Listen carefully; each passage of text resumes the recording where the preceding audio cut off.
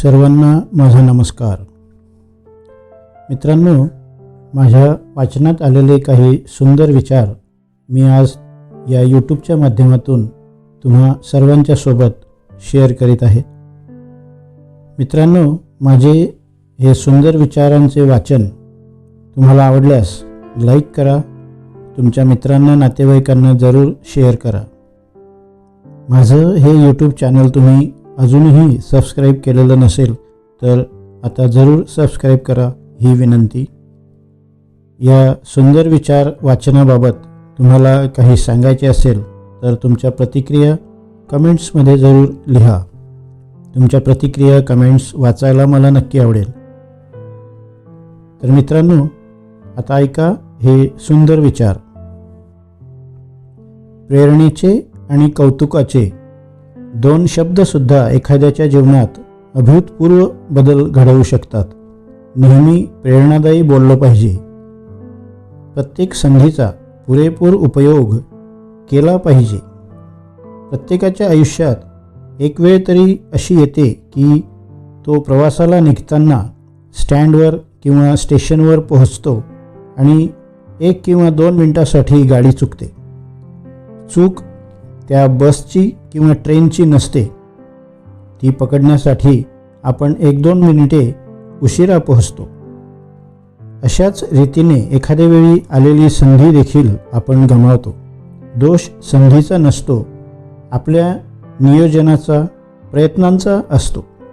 अडचणी, अडथळे यांचा अनुभव सर्वांनाच येतो, पण त्या अडचणी, अडथळे पार करण्याची ताकद आपण स्वतःहून निर्माण केली पाहिजे. नाउमेद, निराश, हताश होऊन चालणार नाही, कारण यांच्याशी सामना करणारी माणसंच यशस्वी होतात. जगातील सर्वच यशस्वी श्रीमंत माणसंसुद्धा कधी ना कधी बऱ्याच वेळा अपयशाच्या मार्गातून गेलेली असतात. अपयशातूनच अनुभव मिळतो. अनुभवातून आत्मविश्वास निर्माण होतो. आत्मविश्वासातून जोम व ताकद मिळते. हाच जोम व ताकद आपल्याला पुढे घेऊन जाते. अपयश आपल्याला जोमाने पुढे जाण्याची प्रेरणा देते, अंगात नवीन बळ देते, विश्वास देते, नम्र बनविते आणि परिस्थितीवर मात करण्याची कला व कौशल्य मिळवून देते. म्हणून अपयशाच्या भीतीने येणाऱ्या परिस्थितीचे बळी पडण्यापेक्षा तिच्यावर मात करून यश व समृद्धी मिळवा. माणसाला आयुष्यात पुढे जाण्यासाठी स्वतःचा शोध घेणे गरजेचे असते. आपल्या मर्यादा माहीत करून घ्याव्या लागतात आणि बलस्थानाची ओळख असावी लागते.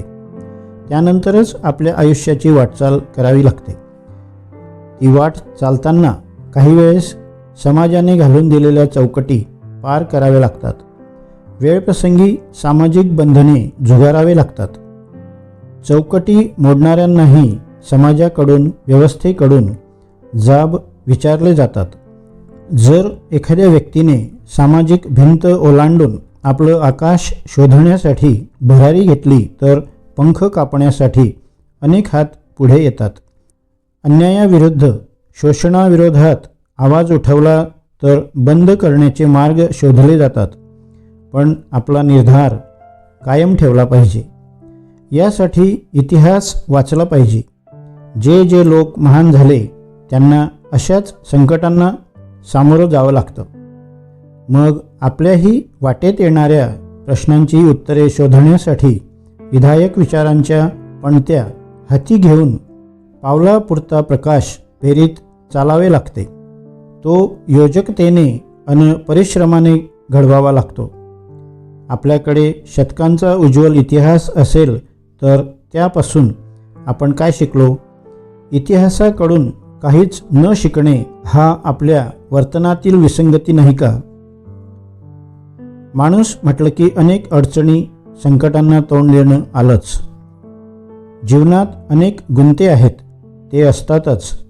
त्यांना टाळून कुणालाही पुढे नाही जाता येत अथवा टाकून पळूनही नाही जाता येत. एकतर त्यांना सामोरे जावे लागते, नाहीतर तो गुंता सोडवावा तरी लागतो.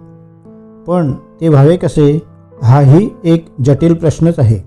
अनेक संकटांवर माणसाने मार्ग शोधले, पण त्यातूनही आणखी नवे प्रश्न निर्माण होतच आहेत आणि राहणारच.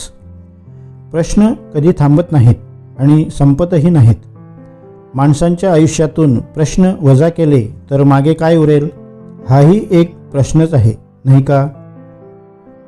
माणसाच्या आयुष्यात पुढे काय वाढून ठेवलंय हे कुणालाही माहीत नसतं.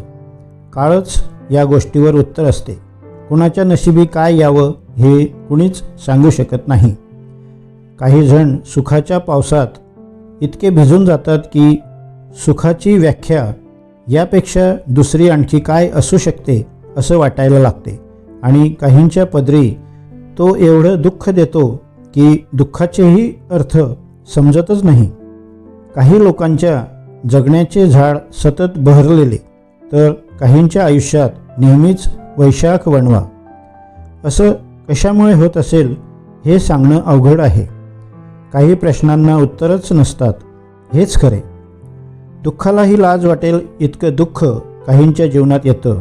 याला कोणी नशीब म्हणेल, परिस्थितीचा कोप म्हणेल किंवा कर्माचे भोग म्हणेल. कारण काहीही असलं तरी काळ मात्र प्रत्येकाशी पाठशिवणीचा खेळ खेळत असतो, हेच खरे. काळाने वाढून ठेवलेल्या समस्याची उकल होण्यासाठी काही नेमके गणित नसते किंवा सूत्रे नसतात.